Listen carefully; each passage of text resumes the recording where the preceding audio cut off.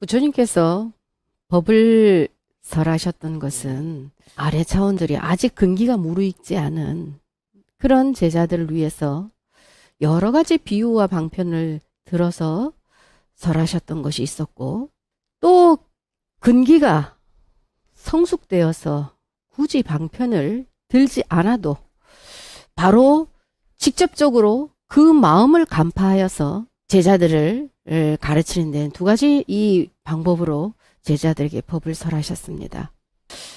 오늘은 스님이 여러분들에게 비유와 방편을 설하지 아니하고 직접적으로 여러분들에게 그 알맹이에 여러분들 마음을 간파하여서 부처님 법을 전하고자 합니다.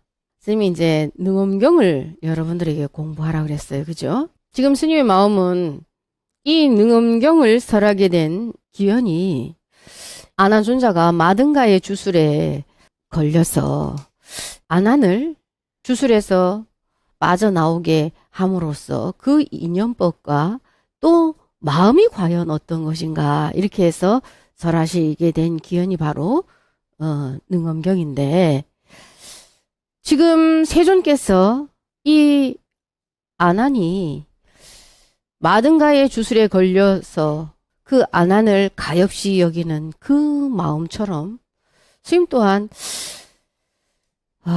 지금 법을 설하는 이 시간이 비유하자면 그 마음이 아닐까 싶습니다. 오늘 스님의 법문을 들으면서 여러분들은 귀로 듣는 것이 아니라 마음으로 그것을 새기고 새겨서 여러분 자신들이 과연 나는 이 마등가의 주술에 빠져 있는 것처럼 바른 정견을 잃어버리고 있지 않은지 자기 자신을 참으로 깊이 관찰해서 깨어나지 못한다면 여러분들은 법연이 없는 것이라. 이것은 부처님을 대신해서 여러분들에게 스님이 직설로 전달하는 법이에요.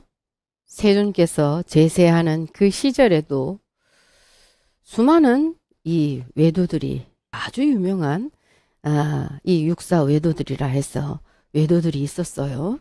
근데 그때의 그 육사 외도들이 부처님의 법을 듣고도 자기가 외도의 길을 가면서도 외도라는 생각을 했을까요? 외도의 수행을 하다가도 참으로 아닌 것을 알고 부처님께 귀의했던 수많은 제자들은, 부처님 제자들도 처음에는 외도에게 귀의했던 자들이 부처님 법을 듣고 바른 정견을 얻어 부처님 귀의하여서 수많은 아라한과를 증득하였습니다. 이런 이들은 참으로 무수한 생을 바른 정법에 귀의를 했었는데 스승을 만나지 못해서 참으로 자기가 닦아온 바에 근기는 있는데 그동안 스승을 만나지 못했기 때문에 외도의 스승의 귀의를 했다가 참으로 부처님을 만남으로 인해서 다시 바른 정견을 얻어 깨달음의 길로 이르를 수 있었던 것이었거든요. 부처님께서 제자들에게 나를 따르라, 나를 믿어라 하지 않으셨죠? 나 역시 우리 제자들에게 나를 믿어라, 나를 따르라, 내가 설한 법만이 진리다 하고 말한 적이 없습니다. 부처님께서 나 또한 한결같이 여러분들에게 전한 것은 단 한 가지밖에 없어요. 너희 자신을 등불 삼아라. 너희 자신을 믿어라. 너희 자신에게 귀의해라. 정말로 이 알맹이 같은, 정말 이 알맹이를 직설로 여러분들에게 전달했지만 여러분들은 이 엄청난 법의 진리를 알지 못하고 있어요. 금강산매경이나 법화경에 부처님께서 설하셨듯이 보배를, 이 자기에게 금은보화가 너무나 진귀한 보물이 있는데도 그 진귀한 보물을 있는지 모르고 거지처럼 구걸을 하고 다니는 그 어리석은 아들과 같다 이 말이야. 너희 자성불에 귀의해라. 너희 자신을 등불 삼아라. 너희 자신을 믿어라. 본래 너희가 부처다. 이것이 너무나 엄청난 법이라서 여러분들은, 수많은 사람들은 믿지를 못하고 있어요. 선종에서는 왜 살불살주하라 했을까? 여러분들이 진짜 원하는 목적지가 뭐예요? 그냥 극락 정토에 태어나는 것입니까? 여러분들이 정토에 태어나는 것이 단지 여러분들의 목표고 목적지라면은 굳이 불법에 귀의하지 않아도 여러분들이 스님 수없이 말했듯이 선하게 살고 남을 위해 베풀 수 있는 이런 참다운 마음을 갖는다면 정토에 태어납니다. 여러분들의 목표가 이 정토에 태어나서 하늘나라에 태어나는 것이 여러분들의 목표라면 부처님과의 법연도 없는 것이고, 또 여기 앉아있는 이 중하고도 그 인연이 없는 것이라. 오늘 스님 법문을 듣고 자기 자신을 잘 살펴서 나는 과연 어디에 떨어져 있는지 자기 자신을 검증하여서 바른 정견을 세우지 못하는 자들은 오늘 다 떨어질 것이라고 생각합니다. 자기 자신을 믿지 못하면 항상 타인에게 끌려갈 수밖에 없어요. 거지처럼 구걸할 수밖에 없습니다. 왜 부처님이, 왜 여기 앉아있는 이 중이 여러분 자신을 믿으라 하고 여러분 자신의 자성불에게 귀의를 하라고 그토록 수없이 간절하게 외쳤을까? 여러분들이 항상 스승이 태어나는 시절에 태어날 수 있을 것 같습니까? 그 스승이 어떤 스승이냐가 다르겠지, 그지? 여러분들이 태어나는 생에 다행히 스승이 함께 온 생이라면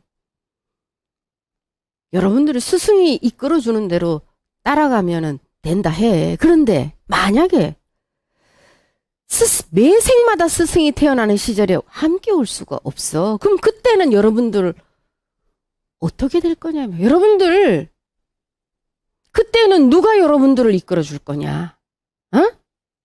무엇이 바른 것인지 정견을 잃어버리게 되면 끝난 거야. 그거는 지금 이 지구상에는 보여지는, 겉으로 보여지는 이제 우리가 코로나 바이러스 이렇게 많이 해서 지금 세계적으로 우리가 함께 혼돈의 시간을 보내고 있잖아요. 세상에 혼돈이 올 때는 이 겉으로만 오는 게 아니야. 보여지는 겉으로만 보여지는 게 아니라 영육간에 보여지는 육신의 현상궤도지만 우리의 영혼의 바이러스처럼 우리의 사상을 잠식해서 물들게 하는 이런 바이러스 같은 존재들이 함께 오게 돼 있습니다.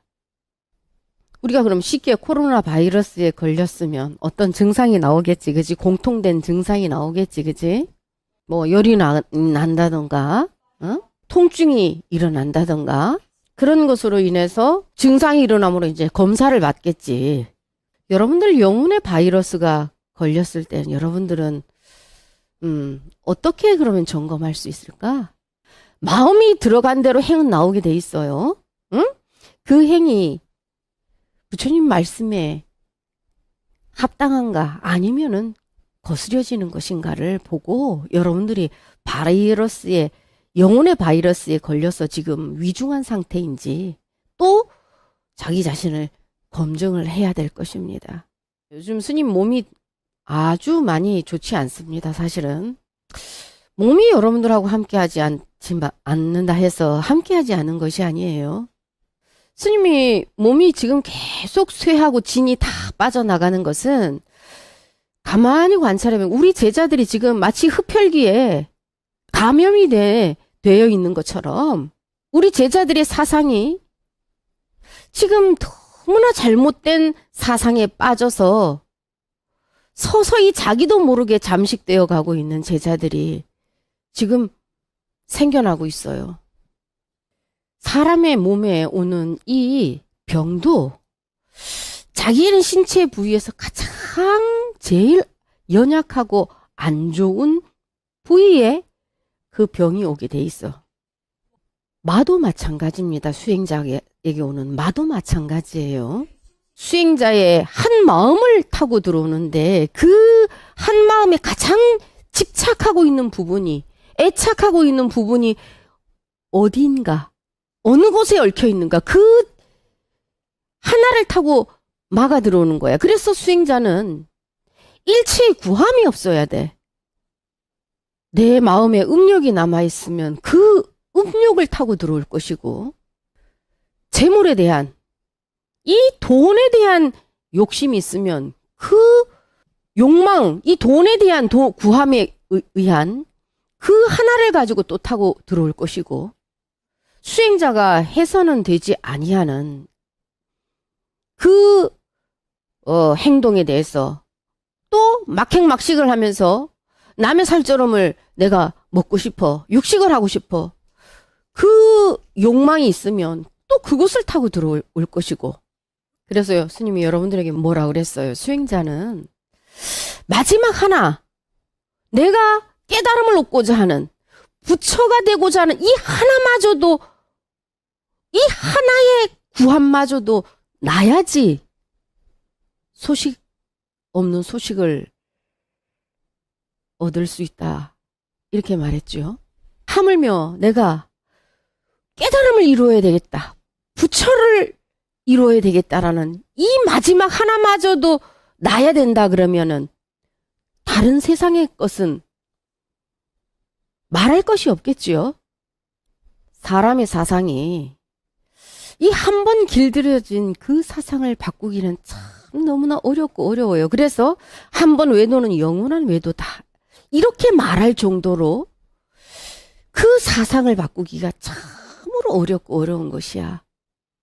부처님께서 후 500세에, 응? 내가 떠나고 난 후 500세에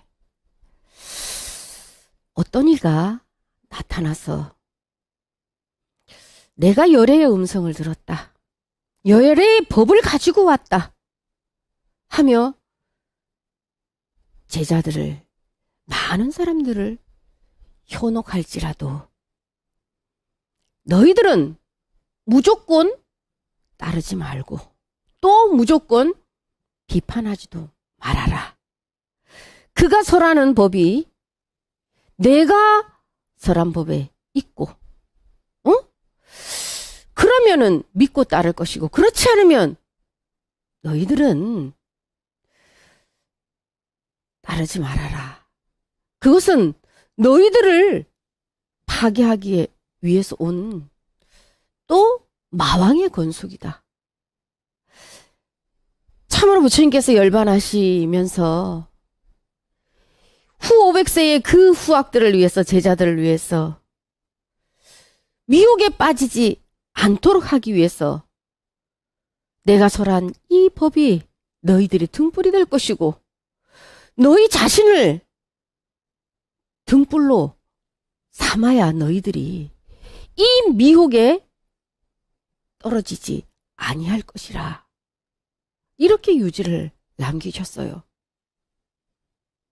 스님이 수년 전부터 2020년도가 되면 이 지구가 우리가 살아왔던 거와는 전혀 다른 새로운 상황에 우리는 당면할 것이라고 말을 했어요. 가장 어둠이, 칠흑 같은 어둠이 될 때가 언젠지 아십니까? 여명이 밝아오기 전이 가장 칠흑 같은 어둠이 크게 달합니다. 그와 같이 우리가 세상적으로나 우리의 이 보여지는 겉으로나 우리의 모든 사람들의 내면이나 가장 칠흑 같은 어둠의 시기를 거치고 나면 또 다른 참으로 세상이 이루어져요. 사실은 여러분들, 미래의 부처님이 56억 7천만 년 후에 미륵부처가 나타난다 그랬어. 응? 그럼 미륵부처가 나타나면 여러분들 미륵부처를 알아볼 눈이 있어요?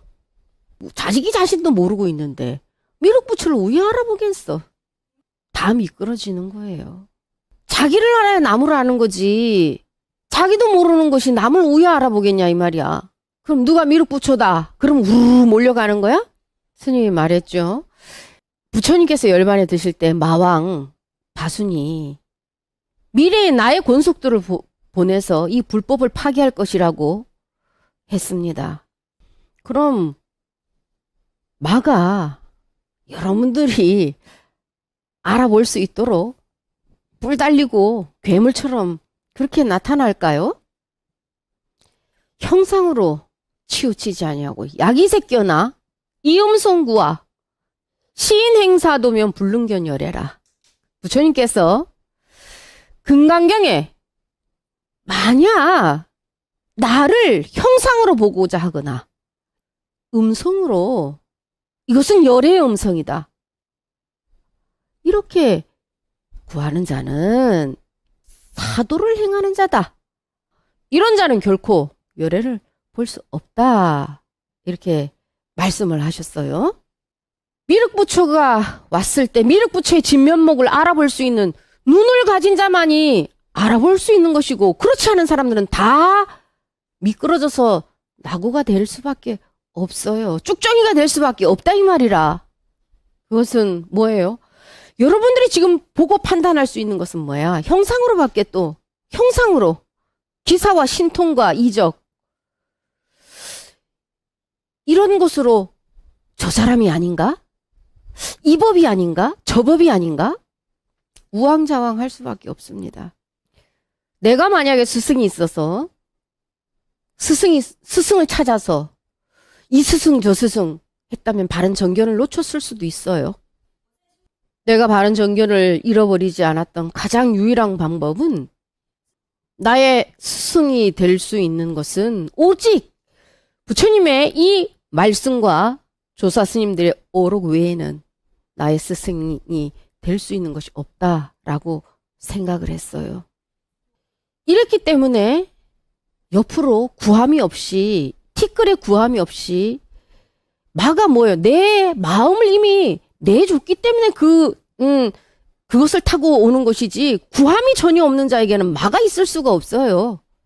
그리고 나서 어느 날 지혜가 열리고 나서 보니까 삼라만상이 모두가 사실은 스승이었어. 스님이 여러분들에게 잘못한 것이 하나 있어요. 왜 밀교에서나 또 여러 스승들이 스승의 한 스승을 정했으면 그 스승의 법만 들으라 그러고 다른 것들을 다른 데에 듣지 말라고, 귀 기울이지 말라고 한 그 뜻이 뭐 때문에 그런지 알아요? 내가 우리 이 제자들에게 경전을 보되 남이 해석해 놓은 것을 보지 말라 이렇게 말했지.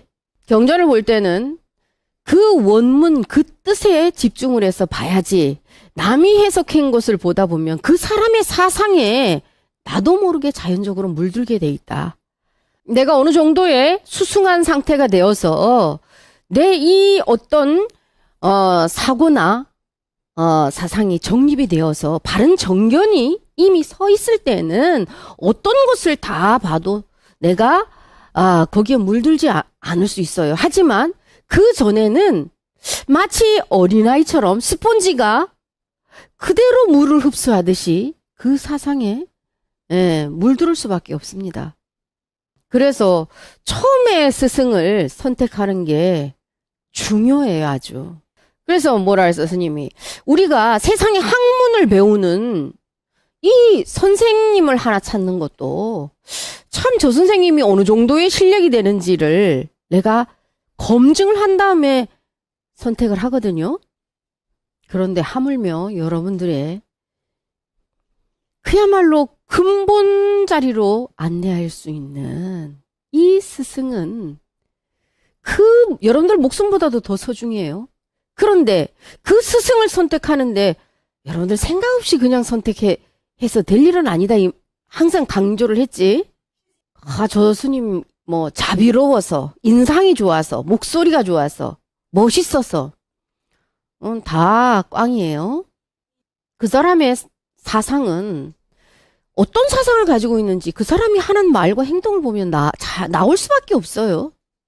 정말 바른 스승이라고 선택을 했으면 그 스승의 법을 듣고 어느 정도 내 사고가 정립이 될 때까지는 사실은 다른 스승들, 이스승 저스승들의 어떤 법을 들어서 물들으면 안 되는 거야. 근데 스님이 여러분들에게 잘못한 게 뭐냐?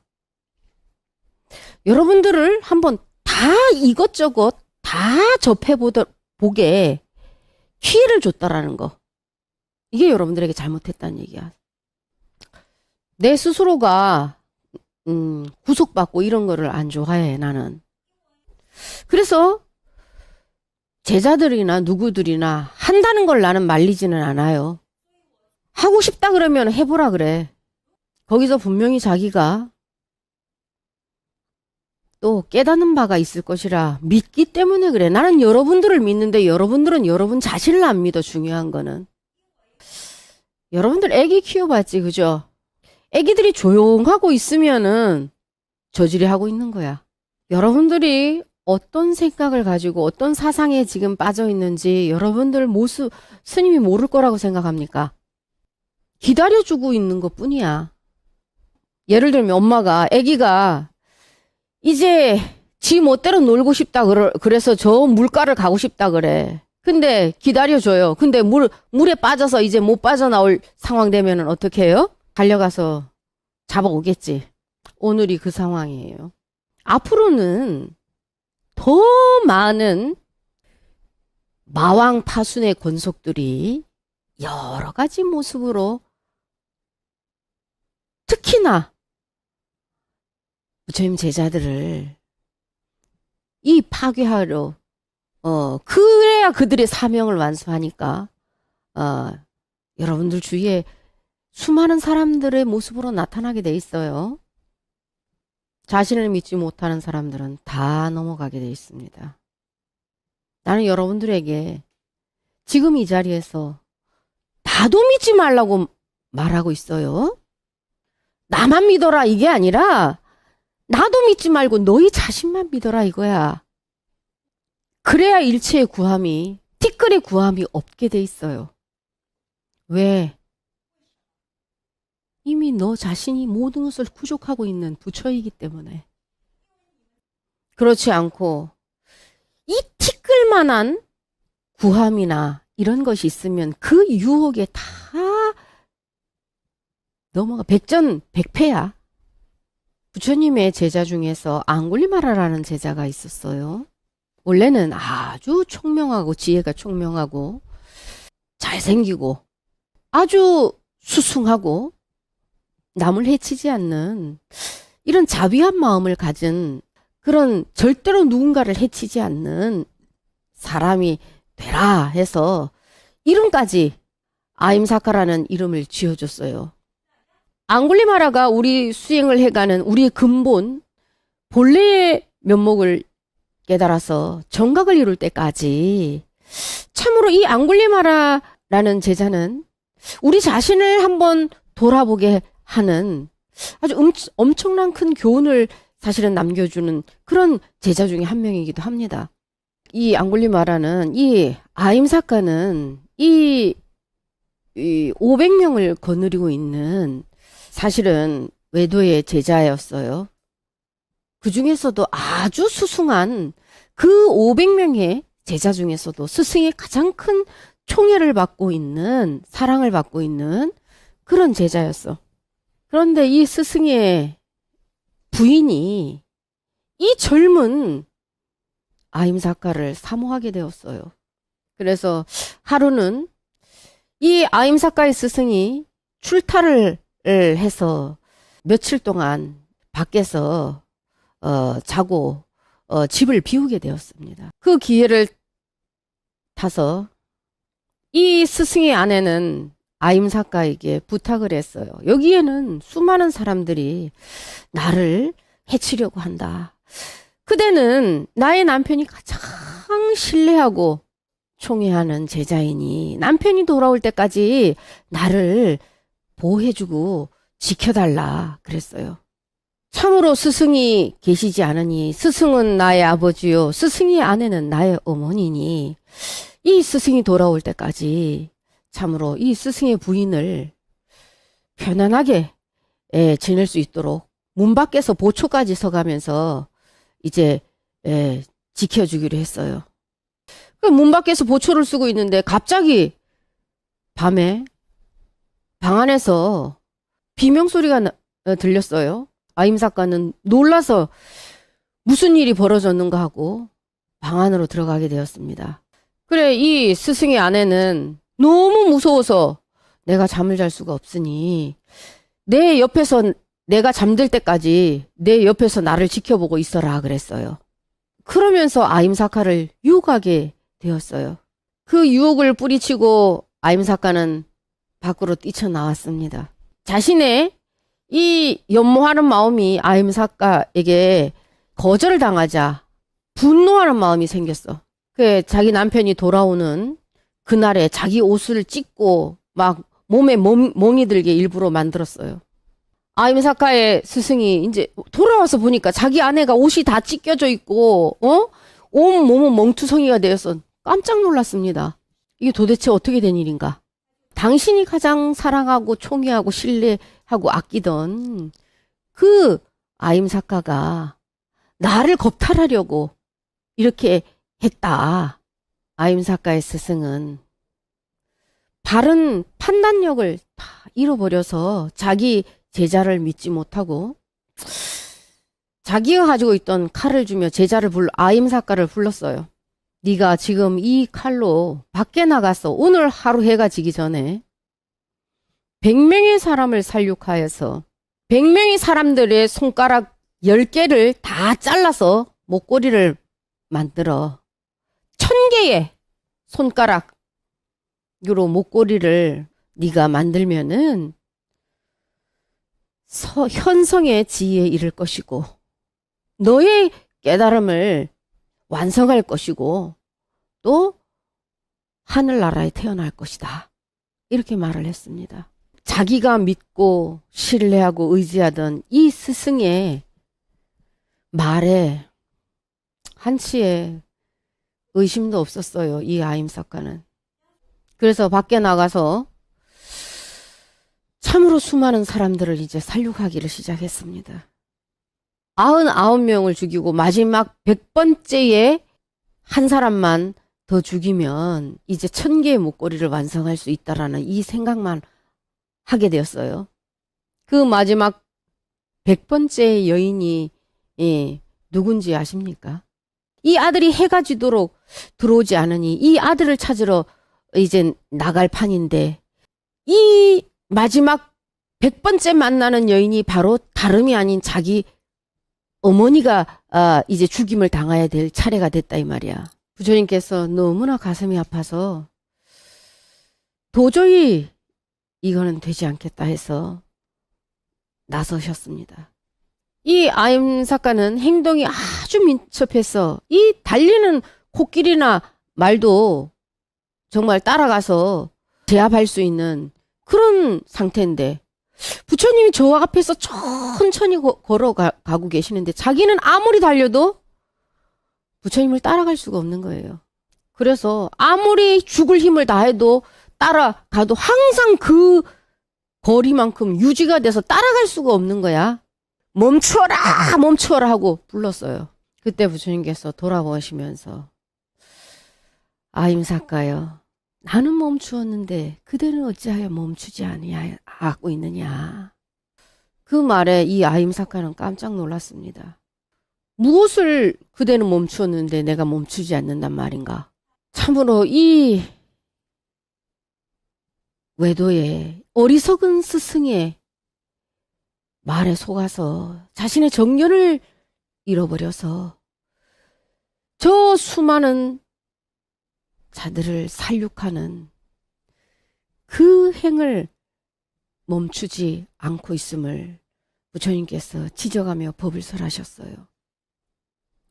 그때 이 아임사카는 눈물을 흘리며 참회를 하고 이렇게 많은 자를 죽인 저도 부처님의 제자가 될 수 있습니까? 하고 여쭈었어요. 그때 부처님께서 앙골리마라여 그것은 네가 진리를 알지 못하고 나의 법을 듣기 전에 전생과에 있지다. 너는 오늘 다시 태어난 자다. 네가 진리를 알고 나에게 귀한 이후로는 한 사람의 목숨도 살생하지 아니하지 않았느냐.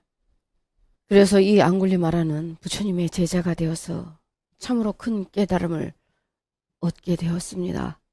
이것은 우리 지금 이 시대를 살아가는 수많은 수행자들에게 경종을 울리는 가르침일 수도 있고, 자기 자신을 한번 돌아볼 수 있는, 나는 과연 어떤 구함에 떨어져서 이 바른 판단력을 잃어버리고 미혹에 떨어지지 아니하고 있는지, 참으로 자기 자신을 돌아보게 하는 그런 사례이기도 합니다.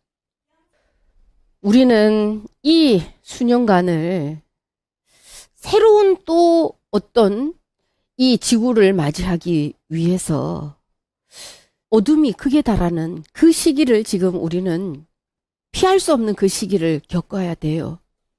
그러려면 또 많은 마왕의 자기의 권속들의 역할을 하기 위해서 수많은 수행자들을 미끄러지게 할 것입니다. 스님이 좌선을 하면서 본 것들도 그대로 사실은 실현이 되고 있어요, 지금. 또 수많은 자들도, 수많은 스님의 제자들이라고 하는 지금 그 자들 중에서도 미끄러지는 자들이 너무나 많이 있을 것입니다. 부처님께서 설하신 수많은 말씀 중에 왜 스님이 유독 이 능엄경과 능가경을 여러분들이 필히 가슴판에 새기라고 했는지 여러분들이 아직 그 진의를 알지 못해요. 마왕의 권속들은 겉으로 보기에는 너무나 진리를 행하는 것처럼 보여지게 위장을 합니다. 그래서 양의 탈을 쓴 늑대예요. 그래서 사람들은 모르고 이제 발을 들이기 시작하죠. 처음부터 전혀 아니게 하면 그들의 역할을 할 수 있겠습니까? 사람들이 속아 넘어가겠습니까? 어느 정도 이게 사상이 이제 서서히 잠식되게 물들게 했으면 그들의 이제 본 모습이 나타나게 돼 있어요. 그때는 이미 그 사상에 젖어들어서 빠져나올 수가 없고 자기 정견을 잃어버렸기 때문에 이게 잘못된 건지도 모르고 그냥 거기에 빠져들게 돼 있어요. 마왕의 권속들이 하는 공통점이 있습니다. 그게 뭔지 아세요? 1대1 포섭이에요. 이것은 내가 너에게만 말하는 것이다. 다른 사람에겐 절대로 말하지 말아라. 한 사람 한 사람씩을 다 잠식을 해나가는 유일한 방법입니다. 여러분들에게 오늘 이 자리에서 스님이 말하는데 비공개적으로 대중들이 있는 상태에서 말고 전법을 한 것은 육조 해능대사 한 사람 마지막으로 끝입니다. 세속의 속인들이 시기질투를 하는 게 아니라 승들이 보여지는 겉모습을 가지고 해능은 어땠어요? 일자무식이었습니다. 그리고 아직 정식 구족계도 받지 않은 행자였어요.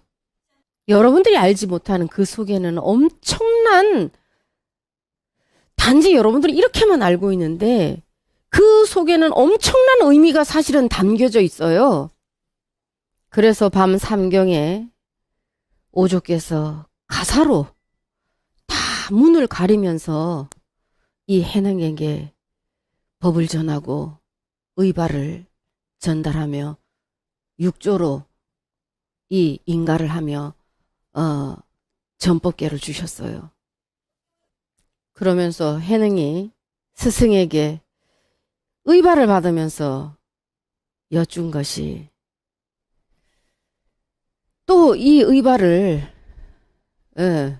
어떤 이에게 전해야 되겠냐 그랬더니 오조께서는 너로 마지막이다. 더 이상 전하지 말아라. 한 꽃에 5잎이 피니 이제는 열매가 풍성하게 이룰 것이다. 법회와 수많은 제자들이 대사께서 열반에 드실 때 스승이여 이 법을 의발을 또 누구에게 전해 주시겠습니까? 하고 여쭸어요. 이 43인의 제자들이 의발을 전해받는 자의 목숨이 신랏과 같아서 이렇게 위태로우니 이것은 이제 더 이상 전하지 아니하고 옛 어른의 조사 스님이 달마대사에 가 이 한 꽃이 되어서 한 꽃 안에 5잎이 피었다. 이건 5명의 조사가 나왔다는 뜻이라. 그 이후로는 너희들이 근기가 무르익어서 열매가 저절로 이제 풍성하게 열릴 것이다 이 말이야. 더 이상 이 의발을 전하지 않아도 선종의 꽃을 피울 것이다 이 뜻이에요. 여러분들에게 비밀리에 법을 전해준다. 누군가가 그 내용이 부처님 경전이나 조사 스님들의 어록에 비춰보세요. 왜냐하면 그분들은 여러분들이 목적지에 당도하기까지 여러분들을 안내하는 가이드고 그분들이 설하신 법은 목적지에 도달하게 하기 위한 안내서이니까 그렇습니다. 나 또한 내가 전하는 이 법이 나의 지혜로 설하는 것이 아니라 그야말로 옛 스승들의 그 지혜를 빌려서 설하신 것을 나 또한 다시 여러분들에게 전달하는 것 밖에 없습니다. 여러분들에게 끝으로 처음에 달마 대사께서 동토로 오셔서 이 처기의 선종은 능가종이라고 했을 정도입니다. 이 부처님의 법을 이게 정법안장이 우리 중국의 동토로 달마대사가 정법안장을 가지고 오셨는데 그것이 바로 수많은 경전 중에서도 부처님의 가사바루 법이 왔는데 그것이 이제 능가경이에요. 여러분들이 문자에 자꾸만 집착하지 말고 부처님이 무엇을 전달하시고자 하는지 그 심의를 진의를 깨달아야 된다 그랬죠. 대보살이 능가산에서 부처님께 질문을 했어요. 청법을 했어요. 이 말법에는 여러분들에게 막행막식을 하라 하는 이 마왕의 권속들이 이제 엄청 많이 나타납니다. 돈은 걸림이 없어야 된다. 그렇기 때문에 너희들이 막행막식을 해서 그 경계를 뛰어넘어야지 도를 이룰 수 있다.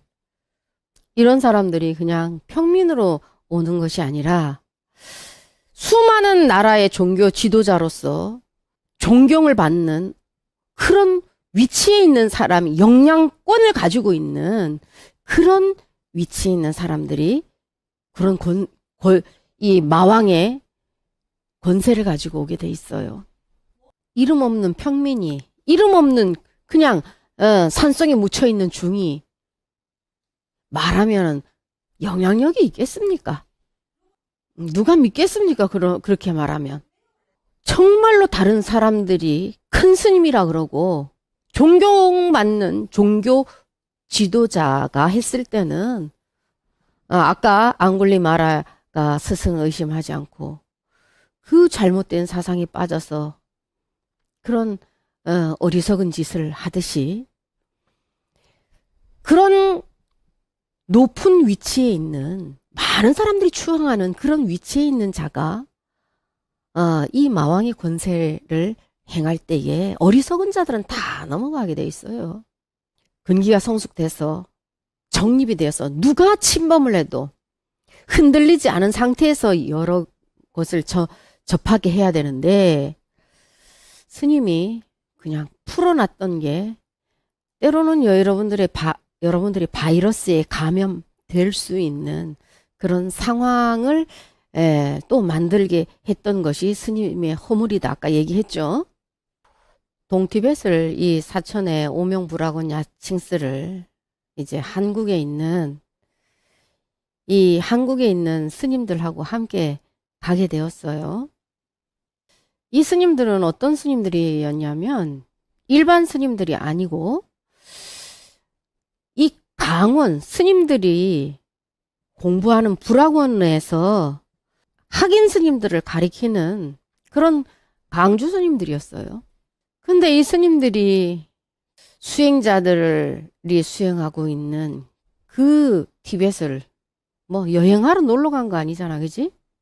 비록 문화와 국가가 다르다 할지라도 함께 수행자의 길을 가는 자들로서 그들은 어떻게 수행하며 또 서로가 자기 수행도 점검해보고 서로가 벗으로서 그들을 통해서 나도 배워야 되고 나를 통해서 그들도 배우는 바가 있어야지 우리가 정말 같은 길을 가는 벗이 아니겠나. 이 마음으로 이 수행길을 올랐어야지 되는 거잖아. 그지? 그 이제 이 가이드한테 여행사에 다 스님들이 가기 때문에 우리는 채식으로 식사를 준비를 해달라고 내가 얘기를 했어요. 하루가 지났는데 이 가이드가 나를 찾아왔어. 스님 죄송한데 그 식사 준비를 육식 반 채식 반 하면 안 되겠습니까? 이렇게 말을 하는 거야. 그게 뭔 소리냐? 사실은 다른 스님들이 왜 채식만 올리냐고 저한테 계속 불평을 해가지고 도저히 어쩔 수가 없습니다. 스님 의사대로만 했다가는 제가 저 스님들한테 욕을 먹고 이 여행사 사장한테 욕을 먹어가지고 어쩔 수 없이 이렇게 할 수밖에 없으니까 저를 이해해 주십시오. 불학원에서 학인 스님들을 가리킨다고 하는 이 강주 스님들이 이 순례를 하는 동안에 버스 안에서 오징어 말린 그 진미채 간식 먹고 계란 삶아서 온 거 먹고 육식 다 먹고 어쩔 수 없어서 승낙을 할 수밖에 없었는데 이만 이제 테이블에 올라왔는데 오리가 머리 발까지 한 마리가 그냥 다 올라와 있는 이 요리가 올라왔어. 참 탄식을 할 수밖에 없었습니다. 그리고 그 스님들이 이제 나한테 떼거지로 이제 나한테 항의를 하는 거야. 부처님이 고기 육식 먹지 말라고 안 했다 이거야 경전에. 그래서 스님이 도저히 참을 수가 없었어요. 6명의 강주들 앞에서 스님이 너희들이 중이냐? 대한민국에 그 학인 스님들을 가리킨다고 하는 강주들이 이런 사고를 가지고 있는데 어떤 중이 나오겠냐? 너희들이 강주냐? 근데 기본적인 경전 내에 깊이 있는 경전도 니들이 공부하지 않은 것들이 어떻게 너희들이 강주라고 하냐? 내가 한국으로 돌아가면 너희들이 미워서가 아니라 너희들을 강주 자리에서 다 끄집어 내릴 것이다. 왜냐하면 그것은 너희들을 미워서 그러는 것이 아니라 후학들을 망치는 일이기 때문에 더 이상 이것은 참고 볼 수가 없다. 그 스승의 그 제자라고 그런 사고를 가진 강주들 밑에서 가출가를 한 학인들이 무엇을 배우겠냐 이 말이야. 능가경은 방편의 경이 아니에요. 즉설로서 바로 정말 열애 부처님의 심지의 요문이라고 할 수 있는 법이 들어있는 것입니다. 여러분들이 어떤 상황에 떨어져도 이제는 흔들리지 말고 누가 뭐라 그래도 내가 부처다 하고 누군가가 와서 여러분들을 흔든다 할지라도 오늘 들려드리는 이 대보살과 석가모니 부처님의 이 질의와 답을 듣고 여러분들이 바른 정견에서 흔들리지 않기를 간절히 바랍니다. 부처님, 저와 모든 보살 마하살, 무상도를 구하는 데 뜻을 두고서 술과 고기, 그리고 파, 마늘 등을 먹어도 되나이까 안 되나이까? 어리석은 범부 고기 맛을 탐착하여 더러운 냄새를 분간 못함이 저 사나운 짐승과 한 가지나니 어찌하여 육식을 하겠나이까. 고기 먹은 자에게는 어떤 잘못이, 안 먹으면 어떤 공덕이 있사옵니까? 원컨대 거룩하신 세존이시여 저희들을 위해 가르침을 열어주소서. 일찍이 모든 동물 친속이었고 수많은 더러운 것들로 성장하여 옷 것이며 공포 등의 모든 업식이 들어있나니 이 까닭의 육식을 먹어서는 안 되는 것이네. 일체의 고기들과 모든 피들과 부추와 마늘들과 가지가지 술, 이와 같은 깨끗하지 못한 것들을 수행자는 멀리하여야 한다. 또한 항상 벌레 넣어 짜낸 마요와 구멍 뚫린 침상들을 여일 것이니 저 모든 미세한 벌레들이 그 가운데서 깜짝 놀라기 때문이다. 고기로 만든 음식은 방일을 내고 방일은 삿된 생각을 일으켜내고 삿된 생각은 탐착을 내나니 그 까닭의 육식을 먹지 말지니라. 삿된 생각은 탐착을 일으키는 까닭에 마음은 탐착에 취하고 마음이 오래도록 애욕에 취하여 생사에서 해탈하지 못하느니라. 자기 몸의 이익을 위해 중생을 죽이고 재물을 얻기 위해 고기 취하네. 이 두 가지 모두 악업이다. 죽어서는 아비규환 지옥에 떨어지느니라. 그 고기에 대해 생각하지도 않는 것, 죽이도록 하지도 않는 것, 얻고자 한 것도 아닌 것, 이 세 가지는 청정한 것이라 하나 세상에 이와 같은 고기는 없나니 육식하는 자를 나는 꾸짖느니라. 또한 서로가 서로를 먹게 되어 죽어서는 악한 짐승 가운데 떨어지고 더러운 냄새를 풍기며 미쳐 날뛰리니 이 까닭에 응당 육식을 하지 말라는 것이다. 짐승 쫓는 사냥꾼과 천한 전달아, 짐승 잡는 백정과 식인 나찰려, 이라 몸을 받아 태어난 것은 이것은 모두 고기 먹은 과보이니라. 먹고 나선 부끄러운 줄도 모르고 날 때마다 항상 미치는 병에 걸리며 이런 자를 모든 부처님과 보살, 성문이 혐오하리라. 열에는 상협경과 대혼경, 더불어 열반경과 앙굴라마경과 그리고 이제서란 능가경에서 나는 육식을 끊으라고 제정하였느니라.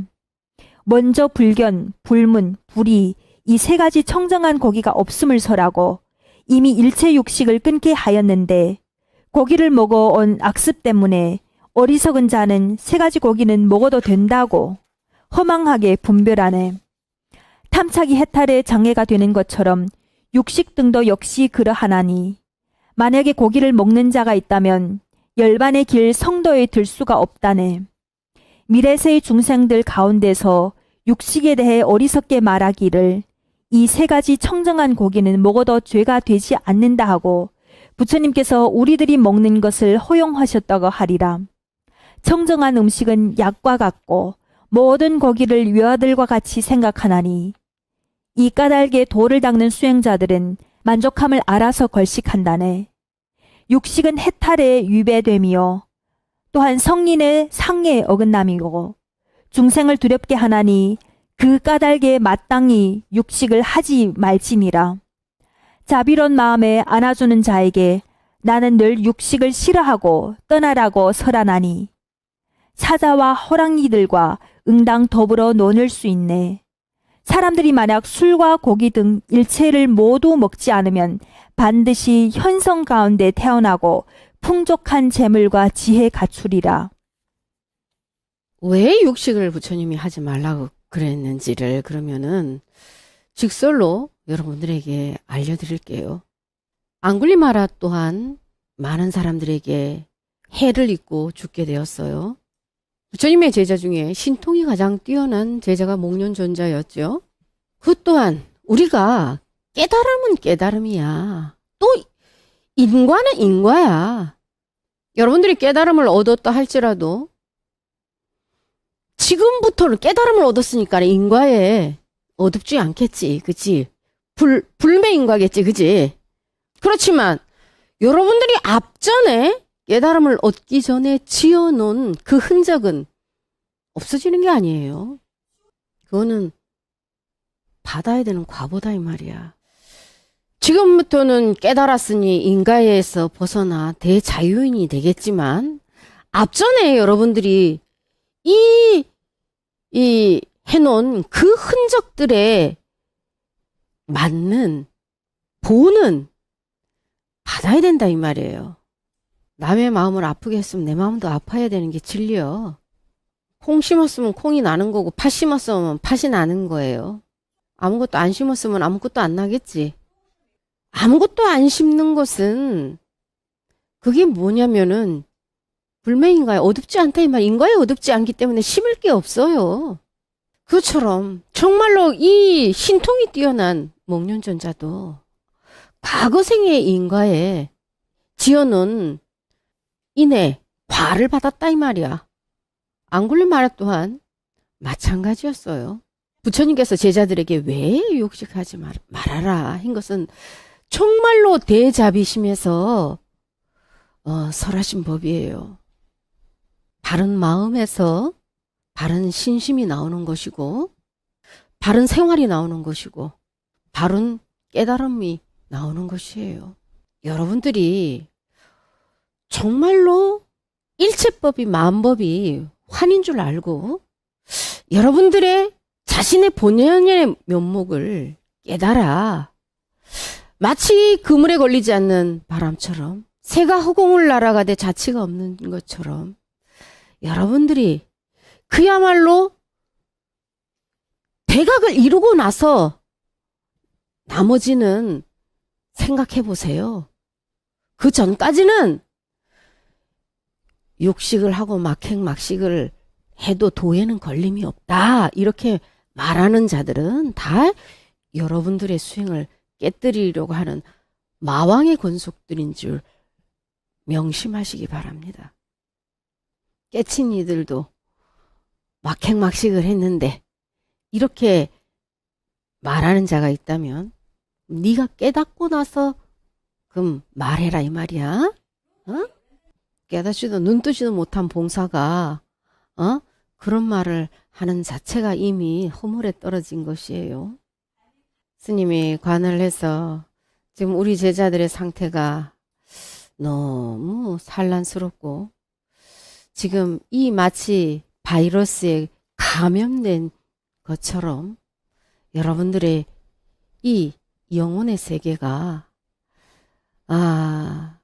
너무나 엄청난 또 공격에 빠져서 위험한 상태가 되어 있다 생각해서 긴급 소집을 해서 이 법문을 해주는 거예요.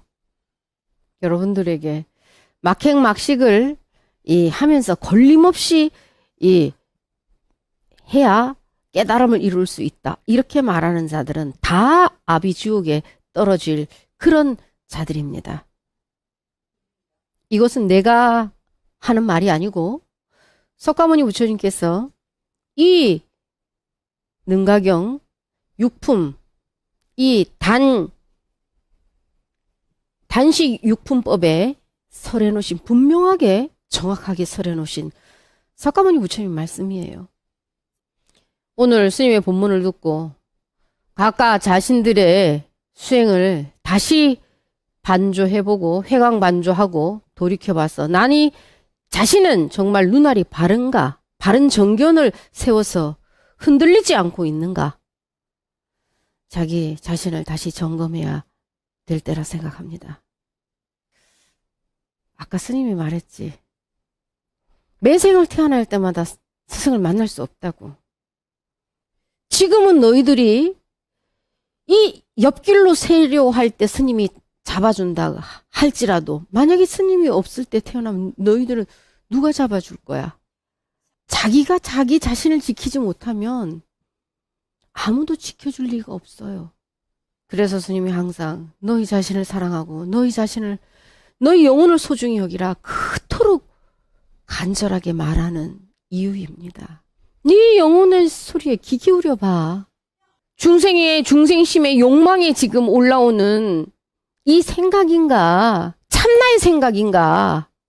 지금 너희들이 수행한다고 하는 이 수행하는 그 하나하나에서 다른 정견을 놓친 것은 뭐냐? 너희들 중생심에서 올라오는 그 생각과 판단에 속아서 그것을 참나라고 생각을 하고 도둑을 아들이라고 생각하는 거하고 똑같은 거예요. 세존께서 열반하시면서 제자들에게 남기신 그 유지도 내가 떠난 후에 너희들이 의지할 것은 지금까지 내가 너희들에게 설한 이거밖에 가르침밖에 없다. 육조께서도 열반에 드시면서 제자들에게 내가 떠난 후에 너희들을 가르칠 자가 없다 이제. 내가 지금까지 너희들에게 그 설한 법을 잊지 말고 거기에 의지해서 너희들의 수행을 완성하고 후학들을 이끌어라. 누군가가 큰 스님이라고 해서 그럴듯한 자가 나타나서 설하는 법이 과연 부처님의 설한 법에, 조사들이 설한 법에 합당한가 먼저 점검을 해보세요. 그들의 하는 언행이 부처님의 법과 조사들의 어록에 맞지 않으면 다 가짜인 줄 아세요. 여러분들이 진짜 부처님이 원하는 눈 밝은 명한 존자들이 되기를 오늘도 스님이 두 손 모아서 축원합니다.